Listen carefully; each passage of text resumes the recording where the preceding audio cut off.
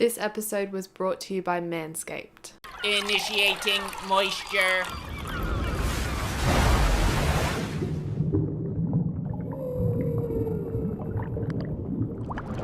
Welcome to the Moist Meter. Today we're taking a look at Minecraft Dungeons. As I'm sure you all well know by now, and I'm sure you've already left an angry comment about it before, I don't like Minecraft. I never have. I've given it plenty of tries, and I've just never really gotten into it. It's just not a game for me, but I totally understand why people love it as much as they do.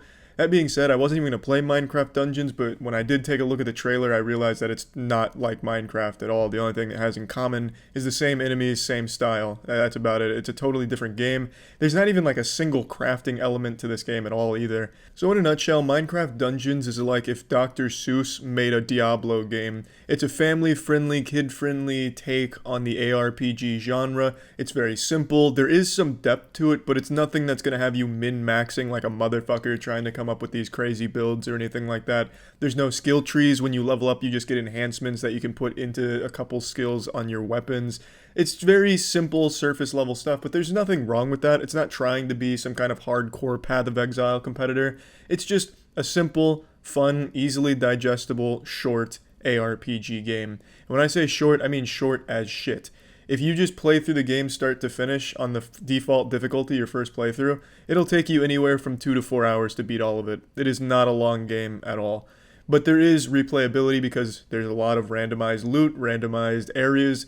There's a lot to explore to find all the unique weapons and unique items, and then there's artifacts that also play as kind of like a skill bar where you can use them occasionally off recharge. There's higher difficulties like Apocalypse being the highest, but the only difference in difficulties is how much damage you deal and take. It's just a matter of numbers being cranked up. There's no new mechanics introduced to make it harder or anything, so it's kind of lazy difficulty, just artificial bullet sponging. I'm not a fan of that, but in a game like this I can excuse it because it is just a simple game. It does feel like you're playing a Diablo mobile game to a certain extent. It doesn't look like it or anything, but it plays like this very watered down, very basic ground level ARPG, and I think that's what it wanted to be. Kind of like an introduction to the genre for people that have never seen a game like this before.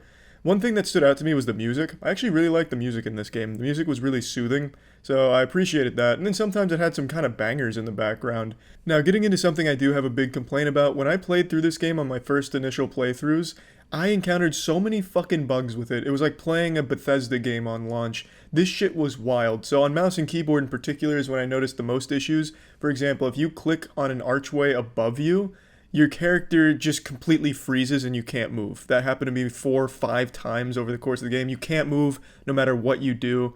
Then occasionally when you try and like kite an enemy, or if you like click on some side of the, like one side of the screen, your character is going to go attack an enemy on the other side of the screen that you were not clicking. The character is like a mind of its own, like you're battling with a sentient being who's rebelling against you. I had so many problems playing this on mouse and keyboard initially just due to some very odd bugs I kept having happen.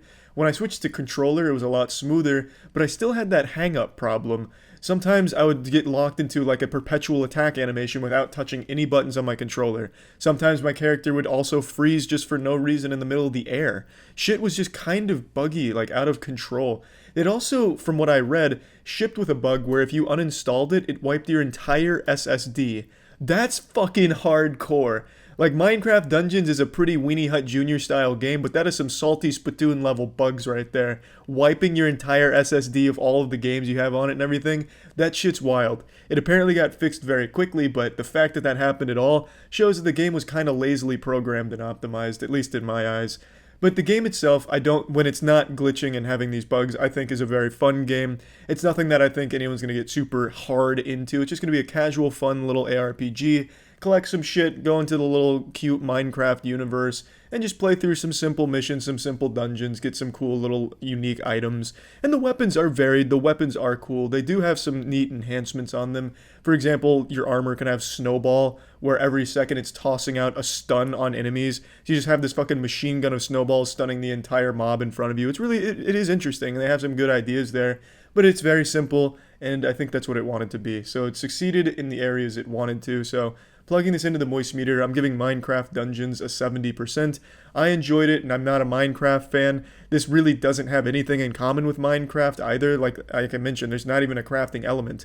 If you want to get unique items outside of finding them, you spend emeralds and you get random items. You can't craft anything, so Little odd that that's not even a part of this game's identity with crafting gear or something, but it is what it is. Not a bad game, and I had fun. It's time we had another talk about grooming. I recently shaved my dick, balls, and taint region. I actually explored down there a little bit to take care of that. And I couldn't even imagine grooming without using Manscaped products. I don't even know how I did it before. I probably would have sliced my own nutsack off by now if I wasn't using Manscaped grooming products. But aside from just the stuff that handles that region down there, they also just came out with something called the Weed Whacker, which is used for ear and nose hair. Like excessive amounts, like the fucking creepy old guy amounts of like hair pouring out of your nose and ears and shit.